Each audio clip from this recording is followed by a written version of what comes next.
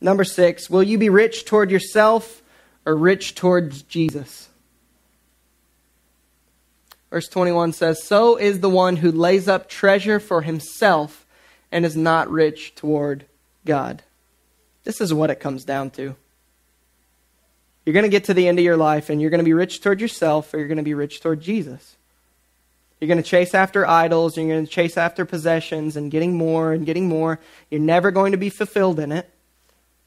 Or you're going to chase after Jesus. You're going to be rich towards Jesus. And you're going to help the gospel spread. And you're going to share the gospel with people. And you're going to spend your money in ways that help the hurting and reach out to people.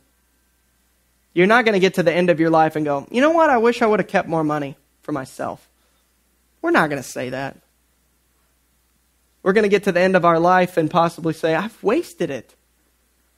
It's like, anybody seen Schindler's List?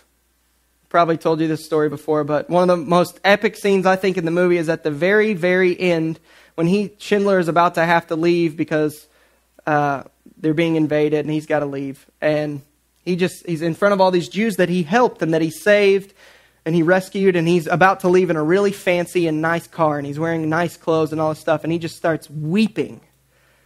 And he knows about how much money it took to save each person from the Nazis. He knows that. And so he looks at his car and says, if this car, I could have sold this car, this would be 15 people. This hat, this would have been 3 people. This coat, and he just goes on and on and on, and he's beside himself because he gets to the end of this epic story, and he says, I could have done so much more. It's like, I wanted all these things in the time, but now we're at the end. It's like, this was stupid. Why did I need all this stuff? And I don't want us to get to the end of our life. I don't want to get to the end of my life and go, man, God gave me money. He gave it to me to steward it, and I wasted it. Will you worship your money and possessions, or will you worship Jesus with your possessions? Money is a great, great, great tool, and it is a terrible God.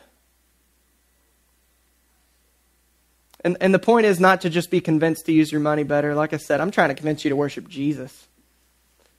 And as you see Jesus exalted more and more and more, and as you see Jesus as who you're really longing for, He is the bread of life. He gives us the water that wells up inside of us to eternal life. He is who we've been longing for. The more you see that, the more your idols, the more your possessions and stuff, they're not that big of a deal.